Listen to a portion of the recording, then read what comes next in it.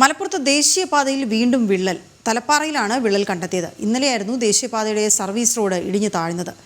വിവരങ്ങളുമായി ശിവദാസ് കന്മനം ചേരുന്നു. ശിവദാസ്, ഇന്ന് വീണ്ടും പ്രശ്നമാവുകയാണോ? മണ്ണിടിച്ചിൽ ഉണ്ടായതിന് തൊട്ട് സമീപത്ത് തന്നെയാണ് ഇന്ന് വിള്ളൽ കണ്ടെത്തിയിരിക്കുന്നത്. ഇന്നലെ മണ്ണിടിച്ചിൽ ഉണ്ടായത് കൂരിയാട് എന്ന സ്ഥലത്താണ്. മലപ്പുറം ജില്ലയുടെ കൂരിയാട് എന്ന പ്രദേശത്താണ്. അതിന് 4 കിലോമീറ്റർ തൊട്ടപ്പുറത്തുള്ള തലപ്പാറയിലാണ് ഇന്ന് വിള്ളൽ കണ്ടെത്തിയിരിക്കുന്നത്. റോഡിന്റെ മധ്യഭാഗത്തായിട്ടാണ് വിള്ളൽ ഉണ്ടായിരിക്കുന്നത്.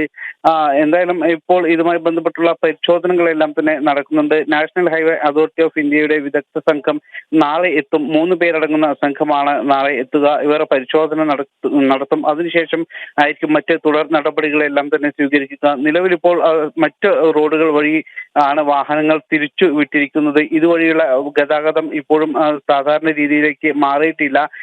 നാളെ വിദഗ്ധ സംഘം എത്തി പരിശോധന നടത്തിയതിനു ശേഷമായിരിക്കും മറ്റ് നടപടികൾ ഉണ്ടാവുക.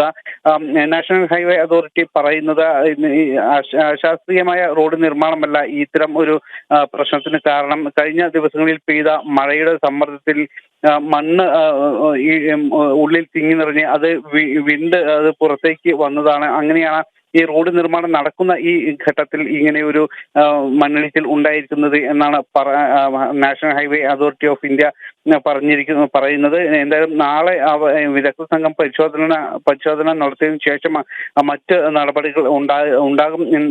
അല്പസമയം മുൻപ് ജില്ലാ കളക്ടറുടെ അധ്യക്ഷതയിൽ ഇതുമായി ബന്ധപ്പെട്ട യോഗം ചേർന്നിരുന്നു. ജില്ലാ പോലീസ് മേധാവികളും മറ്റ് ജനപ്രതിനിധികളും അടക്കമുള്ളവർ ഈ യോഗത്തിൽ പങ്കെടുത്തിരുന്നു. ഇതുമായി ബന്ധപ്പെട്ടുള്ള കാര്യങ്ങളെല്ലാം തന്നെ യോഗത്തിൽ വിദഗ്ധ സംഘങ്ങൾ യോഗത്തെക്കുറിച്ച് ധരിപ്പിച്ചിട്ടുണ്ട്. മറ്റ് തുടർ നടപടികൾ നാളെ ഈ പരിശോധന നടത്തിയതിനു ശേഷമായിരിക്കും ഉണ്ടാവുക. വീണ. ഓക്കെ, ശരി ശിവദാസ്.